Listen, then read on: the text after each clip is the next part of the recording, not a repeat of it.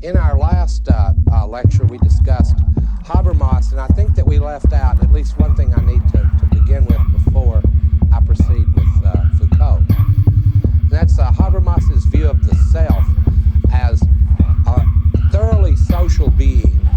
That is the interaction of the natural world, the social world, and the inner world of human, as it were, suffering, sympathy, subject entwined in desire.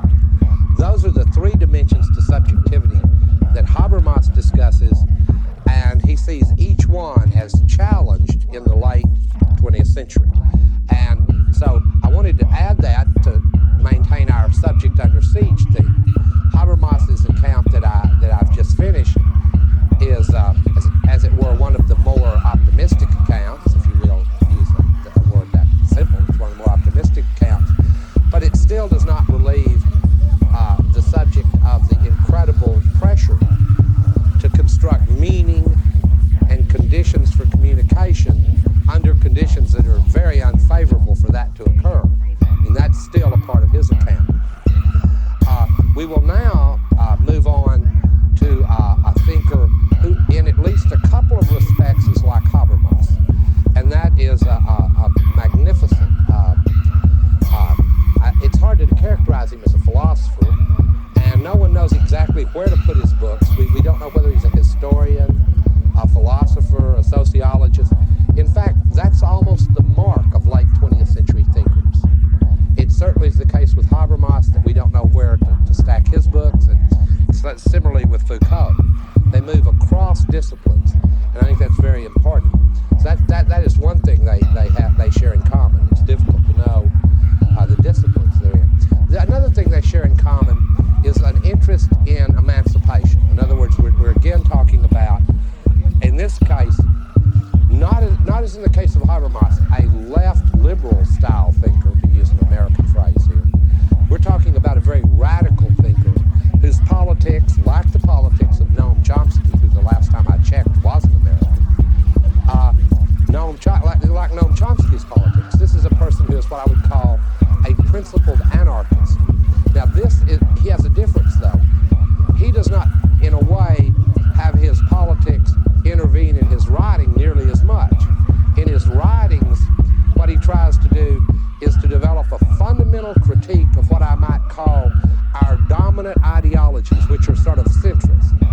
A little liberal this and a little conservative that. But he tries to develop a powerful critique of what you might call the dominant paradigm within which we do our politics, within which we run our educational institutions, within which we operate our prison systems, within which we operate various psychiatric disciplines, and so on. And he does this in a different way.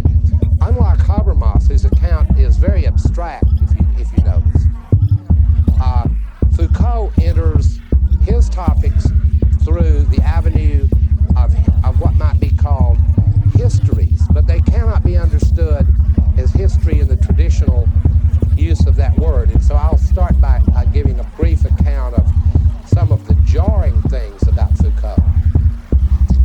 One is that Foucault is infamously known for holding the view that there are no facts apart from interpretation. So for Foucault, there are no bare facts in history. In other words, there aren't just little facts you run across separate from the interpretations within which the facts are embedded. So this makes history look like a kind of battleground. In other words, you've got your story and I've got mine. As a matter of actual historical practice, when you read historians, I don't think this is a bad description of the way they actually work.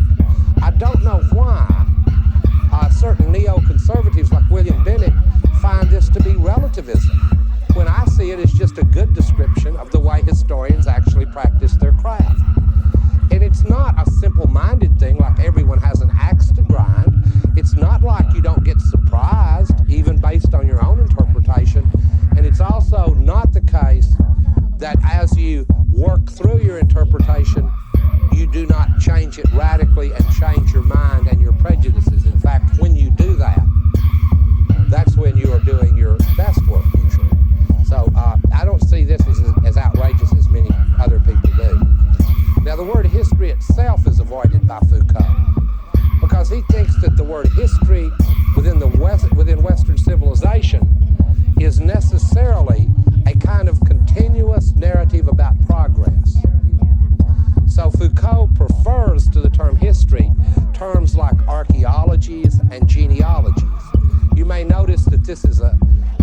some of the influence of Nietzsche on Foucault.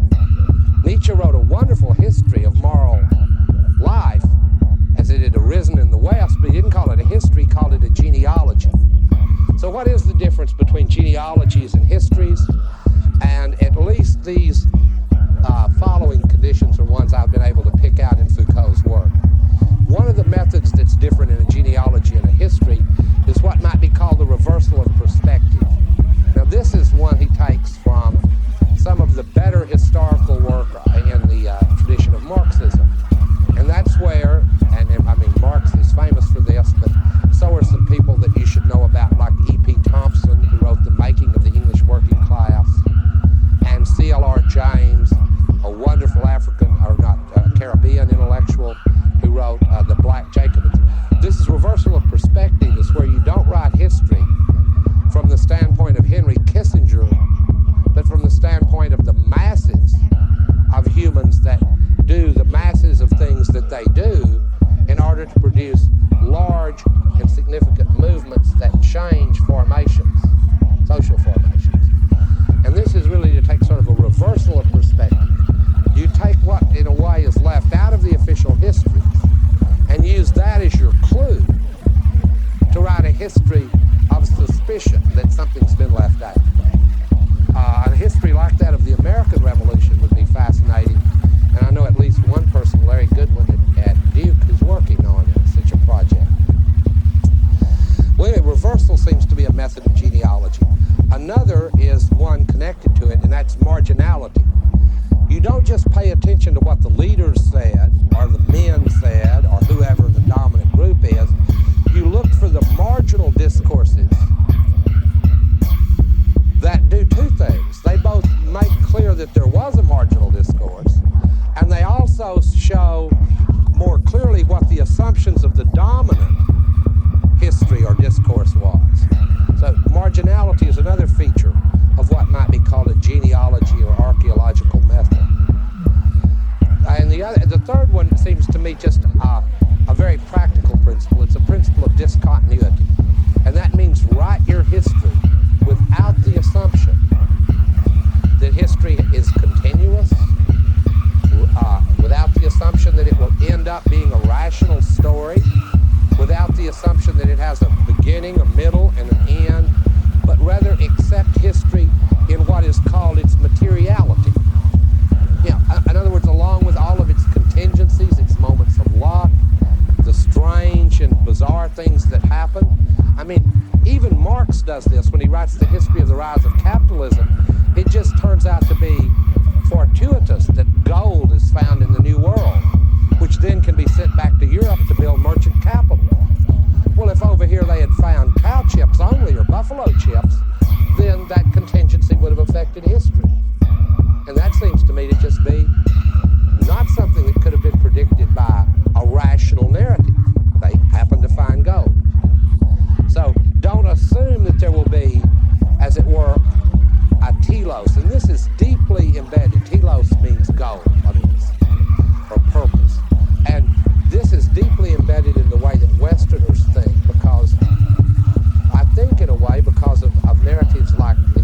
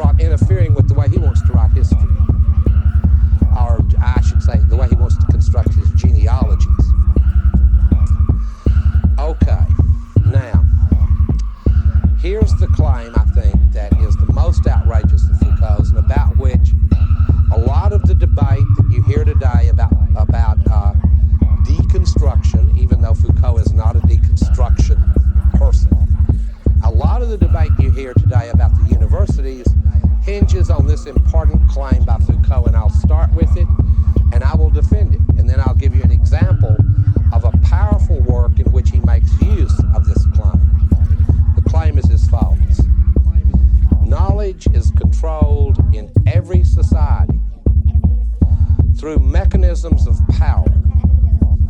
Anywhere you find knowledge, there also you will find power. They're linked. They are conditions for the possibility of one another. Knowledge is a regime of power, is the way he sometimes says it. Today, in using the distinction I've used in these lectures, I might want to replace the word knowledge with information. And it wouldn't hurt Foucault's argument if I did, given that I think that's what the university systems and other systems produce. That's a better term now for it. But in any case, the idea here is that it cuts deeply against a lot of our humanistic sentiments. We would like to believe, based on the long Platonic tradition, that knowledge is what can be accepted by all rational beings. And the standard model for that in philosophy is mathematics. 1 + 1 is 2, and you don't vote on it, and it doesn't matter what you think. And that's probably right about 1 + 1 is 2. But it's a far different matter about whether it's right about the structure within which we learn systems like mathematics. And that's what Foucault is concerned with, or whole genealogical slices of time within which we learn certain practices and how to obey them. Now, when I have my students argue with me about this thesis that where you find knowledge or information, there you also find power, if they keep arguing with me, I threaten to give them a C, and then they agree with me. And that is what I call a demonstration by direction. Or a West Texas phrase for it would be hitting a mule upside the head to get his attention. That will get a student's attention when they realize that your power is connected to your knowledge and vice versa. By the way, if they happen to be the son or daughter of a $3 or $4 million donor to Duke, then their power is connected to how their knowledge may have to be treated by someone. Although I generally ignored that kind of thing. In fact, I always ignored it. All right, now that's the thesis that's considered, as hard as it may be to believe, because I think I presented it in a commonsensical way. This is the thesis that seems to have outraged a whole group of people at universities, as though this doesn't speak to the experience of, and of course it does, this is why they associate it with political correctness, because this has always spoke to the experience of those who've just entered such systems. Women, when they first came to the university, African Americans, Chicanos, and so on, have always experienced the knowledge that they were to receive as a form of power. And this certainly was true of the working class kids that entered the university system in the 60s. As I said, thanks to a lot of student loans that Lyndon Johnson was responsible for, which I'll give him credit for, since his friend John Connolly recently kicked off. In any case, this has seemed to me to be obvious, but it's caused a furor, a real ruckus.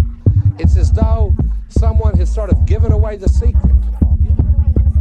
I mean, I don't think there are that many people in serious, quiet conversation that don't recognize this relationship.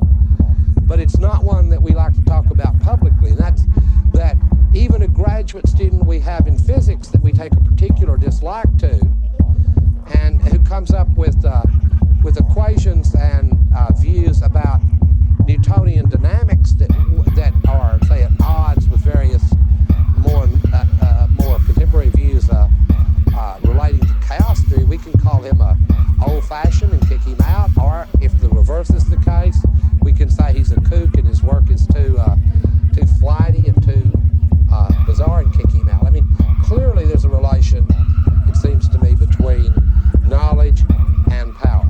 It is a mechanism that has operated, I think, in every society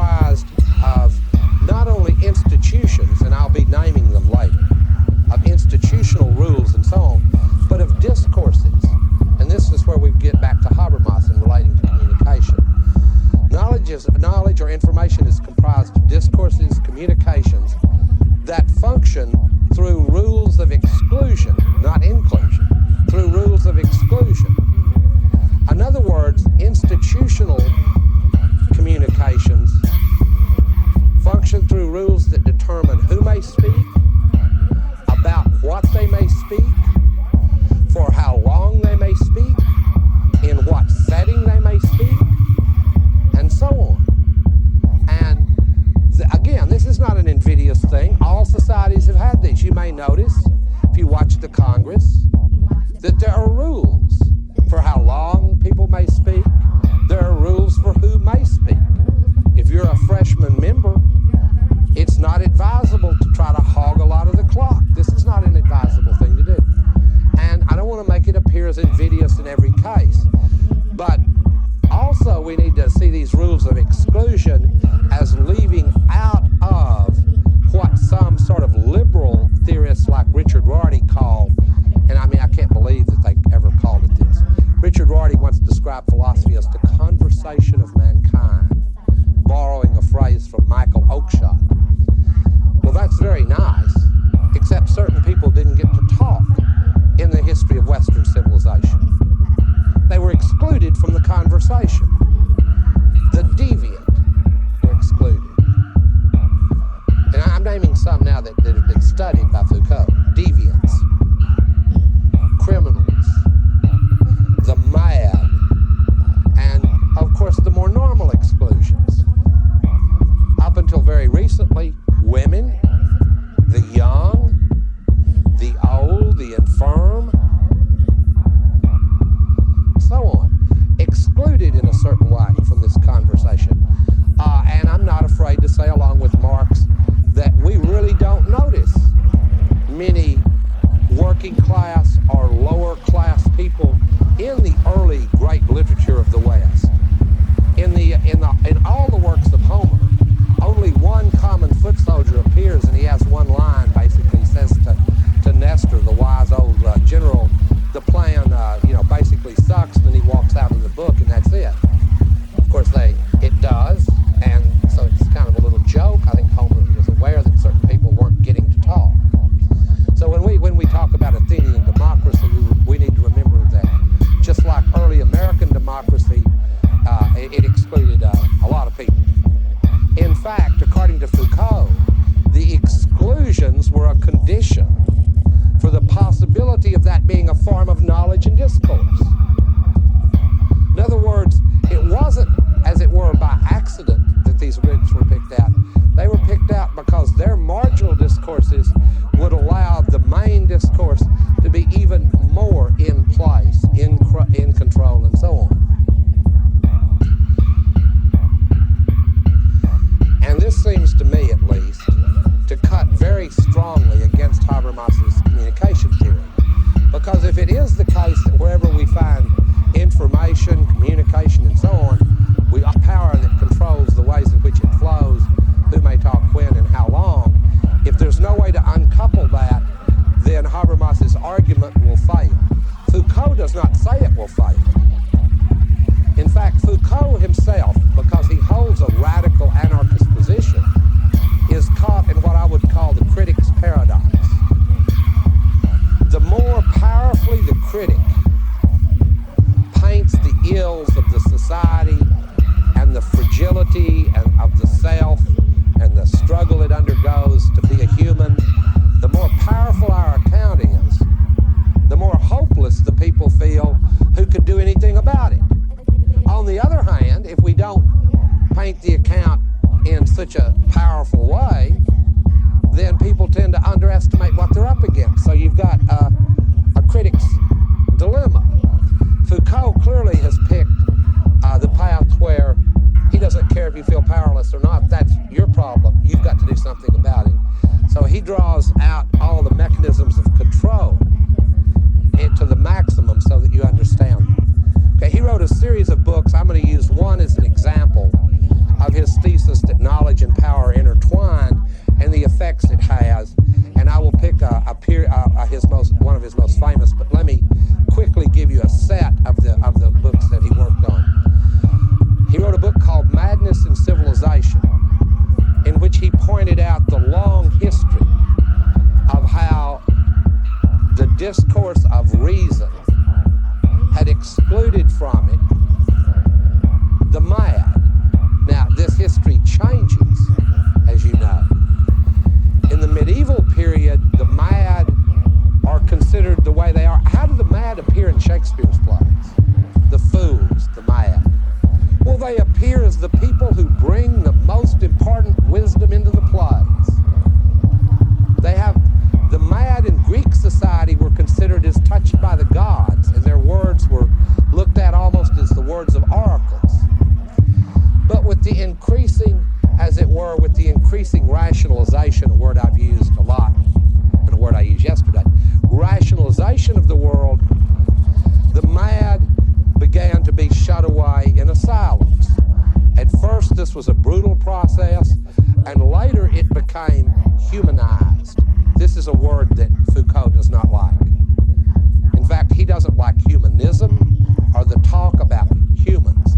He's afraid every time he hears it that it is not a word of inclusion, but of exclusion, based on the history of the use of that word.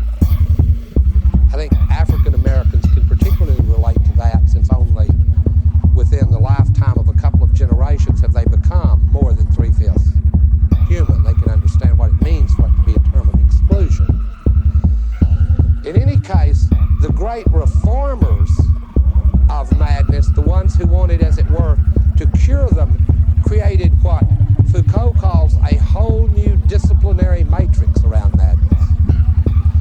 What that means is that the curing of them did not liberate them, it did not give them the value that they had at one time. No, it set up a whole series of processes within which they could be observed, drugged, analyzed, reanalyzed. And of course, I've joked about this process. I don't want to use the strong word madness here, but when we look at the expansion of this therapeutic zone on into the late 20th century, we now find out that very few of us don't belong in it. I mean, if you're not on a 12-step program today, you're out of fashion. I mean, who would have guessed that the discourse of madness would eventually cover the whole social field, and until perhaps the last growth industry we have, other than making movies about sex and violence, is psychiatry and running 12-step programs. This is a growth industry. This is one industry where you can, retrain yourself in midlife, since you don't need a degree to do this actually, and set up a 12-step program. So for Foucault, this is not some great new humanistic advance in medicine that has liberalized the treatment of madness. It is a new form of control that's based on a new language about the mad. For example, we no longer call them morons and idiots. We call them the differently abled, and so on. But for Foucault, this new discourse is even more totalitarian, because behind it hides the same mechanisms of power, not the same, but behind it hides mechanisms of power which keep these people in their sway. I think one of the greatest examples of this, for me, is the discourse concerning body weight in women, bulimia, anorexia, and so on. It's as though a male-dominant society was able in the Middle Ages to put a chastity belt on a woman, to put, to keep food away from her and starve her if she misbehaved. But today we accomplish the same feat through images that are constantly bombarded into the conscious and to the unconscious of women, and they perform the wonderfully humanistic task of starving themselves to death, while male therapists teach them how to get on 12-step programs to eat. See, for Foucault, this is why it's not humanism. This kind of malady is a cultural malady that strikes at the very heart of life. Once something like eating is death, then you've struck at the very heart of life. The enemy of the older radical theories may have been the ruling class, but today the stakes of whether we will reform ourselves into a new kind of human being, a new kind of society, whether we will find selves worth being, the stakes of it are simply life itself. And that makes it quite dramatic, actually. So that's an example of Foucault's account, not from him. I made that one up. Foucault died of AIDS.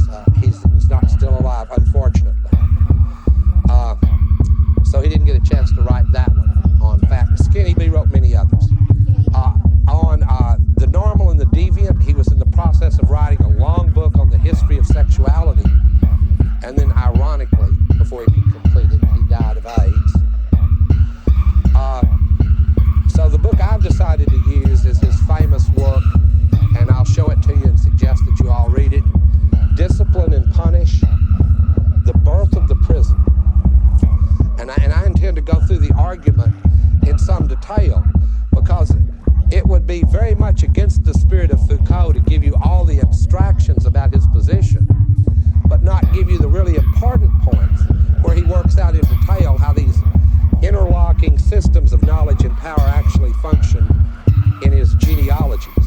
That's the real meat of the story for him. So I'm going to go through this in some detail, at least the detail that the constraints of time allow me. Discipline and Punish begins with a very short chapter called The Body of the Condemned. And this is in the period, like 17th, 18th century period. The king is at this period in the history basically takes place in France, but similar practices were also taking place in England and in other of the countries that were on their way from merchant capital to an advancing capitalism. But still, this is pre-revolutionary France, so you still have a king, and France is run by the red and the black, the red of the church and the black of the army. That's a famous novel by Stendhal for you people who still read novels, The Red and the Black. It's worth reading. But in any case, The Body of the Condemned begins with a famous and hideous passage, which if I read in this tape will probably be censored. And it's about the way they killed people who committed horrible crimes. Now today when people commit horrible crimes, they're on a current affair for 3 or 4 nights, right? 2 or 3 books are written about them. They make a movie about them like Silence of the Lambs, and then they're locked away somewhere. That's where we're moving. That's where we move to. But let's start from how we got there.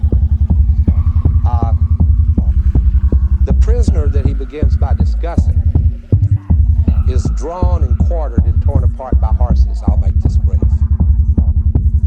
Lava is or sulfur is poured into his wounds and set on fire. And I don't need to go into detail here. You understand these medieval tortures. They're well known. The condemned man must, as it were, the priest comes up and the condemned man must make his honorable announcement before God that he understands the justice of the punishment. And of course, after the punishment's begun, this is not a hard thing to get him to do. And so the book begins with him kissing the cross and making his honorable amends, would be an English way to say it. And then they continue to torture him, and and literally on his body is written the power of the king and the church. In other words, it's literally written on his body. By the way, if you want for me to suggest another literary way to look backward at that form of punishment, remember The Penal Colony by Franz Kafka, where the machine writes literally on the body of the victims. Of course, Kafka has lived to see modernity. So the machine ends up eating its own judge, writing on the judge, "Be just," which I find among Kafka's many hilarious stories. I mean, I find them funny. I'm sorry, I'm that sick, but I find that another funny one. In any case, it starts with the body of the condemned. And the next chapter is about the spectacle of the scaffold and all of the ritual that goes along with these kind of ceremonies. When they're going to do this, you can imagine the streets of Paris. They're all abuzz. There's the spectacle, the scaffold. There are vendors. There are people that write little pamphlets about the executed. I mean, we have an American analogy to that. That's like, the little Billy the Kid pamphlets that were printed up in the early West about our great criminals and so on. Foucault asked this very interesting question. What was it that fueled the interest in the criminal? Why was the criminal the star of this production, the scaffold, the spectacle of the scaffold? He's the star. Well, the crowds became unruly because in many cases the courage of the criminal would become the legend of the spectacle.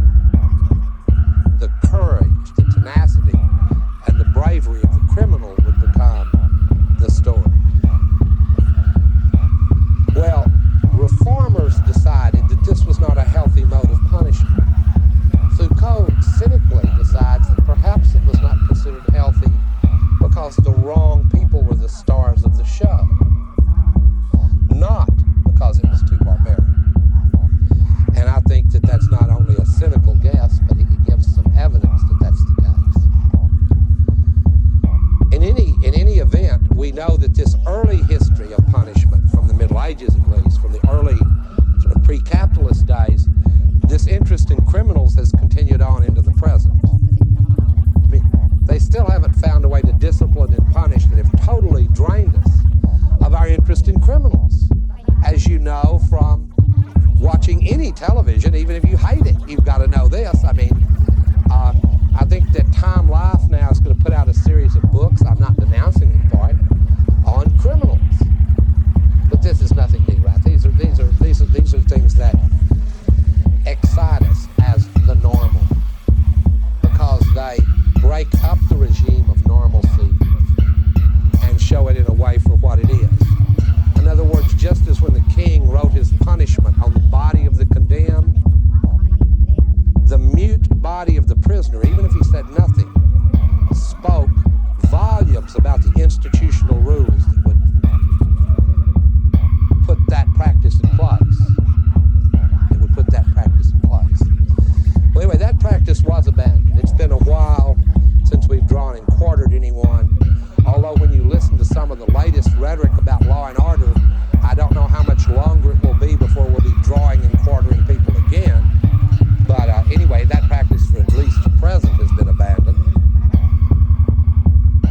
And it's replaced, according to Foucault, by what he calls generalized punishment. It's very interesting. The French word might lead us to believe that this is a sort of double word. It's not only punishment, it's potential punishment, and it's also a kind of, the word discipline would be a kind of surveillance. So what happens is that the change, if you wanted to look at it, what Foucault is writing in this book is a history of criminology in a certain way. The change here is that we move from the body of the condemned as a singular individual, Billy the Kid, to use the American example, to a generalized social body. Criminals now appear not with names, but as public enemy number one. I mean, anybody could be that. In other words, it's a general abstract role. It's across the whole of what could be called the social body.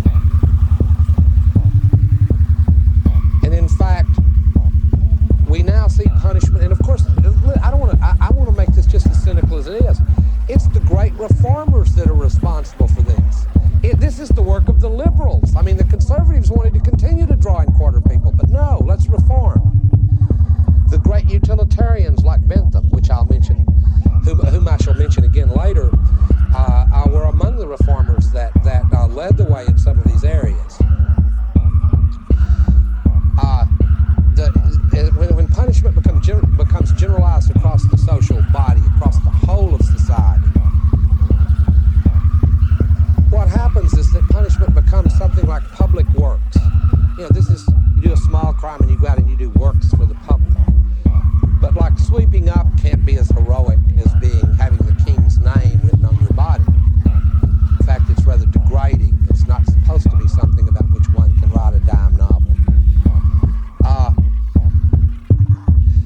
Prisons become more like schools and less like these festivals of atonement. They become places where people are to be re-normalized, injected back into the social body if possible.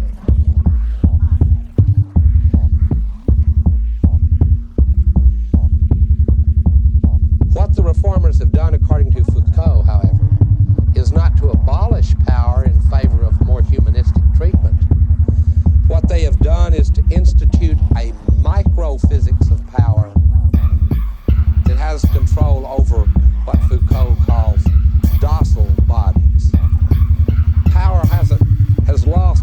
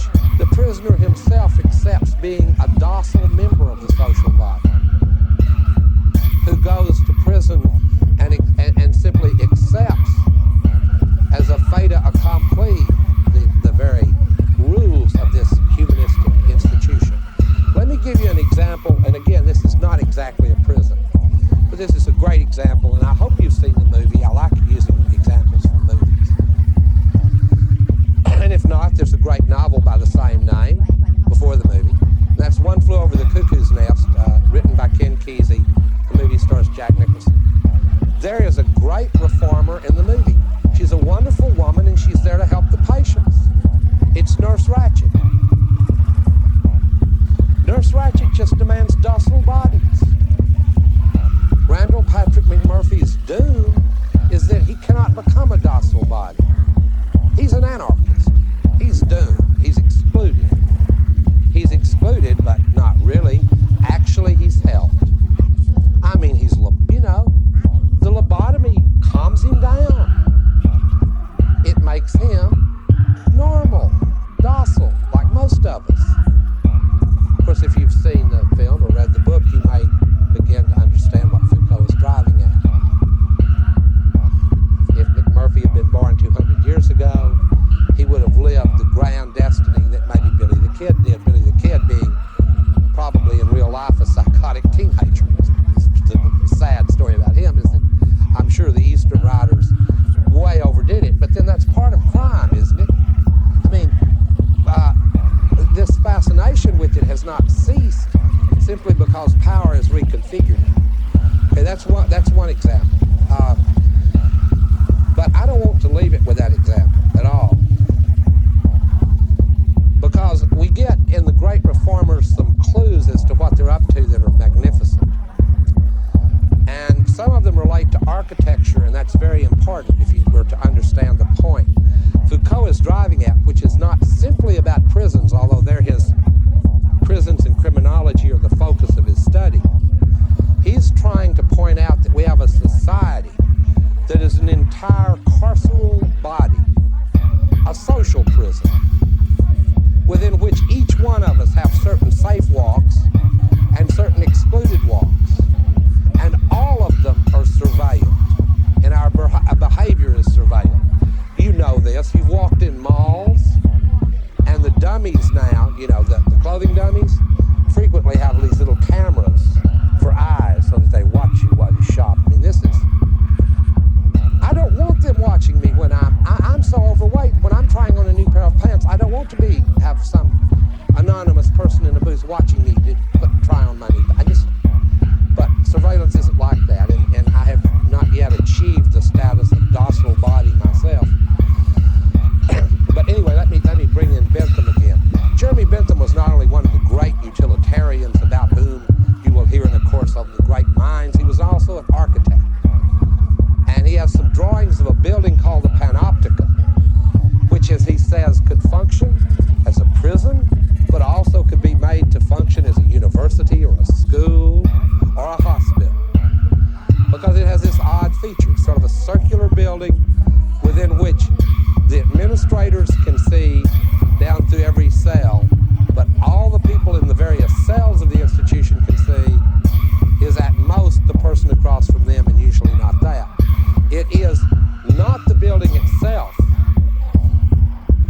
that I'm so interested in, just like Foucault says, I'm not interested in the building itself, but the principle, the panoptic principle, what he calls panopticism. It is a hierarchical principle that allows the gaze to be directed unilaterally. I like to call it the CIA feeling, even though I think that the CIA is now largely obsolete. It's the CIA feeling. It's that they're looking at me, but how do I know when I'm looking at them? That's panopticism. And this is not just a feature of prisons. This is what Foucault points out. In fact, it's hilarious. Many of the same architects that built our prisons in North Carolina and elsewhere also built our what? Our schools, our hospitals, all of the places in which we want to keep, contain, and control docile bodies, docile social bodies. For this reason,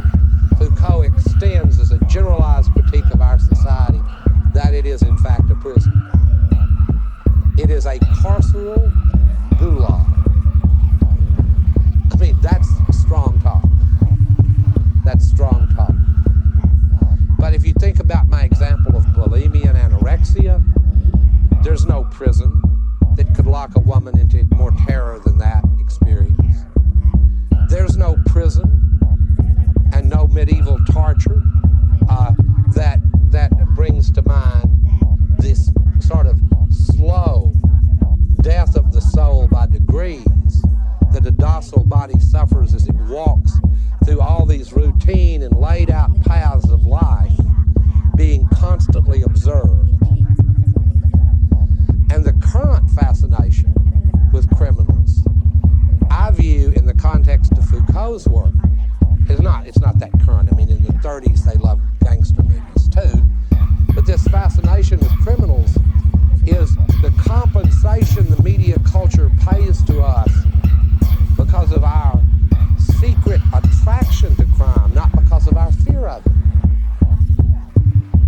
The attraction of crime is the attraction of someone who says, hell no, I won't play that way anymore. And I admit that at one level we're afraid of criminals. We don't want to be hurt. People don't want to be hurt. I'm not arguing with it. It's not, the argument's at a whole other level of institutional rules and expectations. In our society, in the United States, these rules include many rules of ethnicity that they wouldn't include in other societies, although there they have their own ethnic problems. But it is not accidental that at Duke and other universities like it, African American males on campus get arrested with some frequency, at least detained, and it can sometimes be embarrassing when they turn out to be one of our new power forwards. Follow me? They go, oh, he's a power forward, let him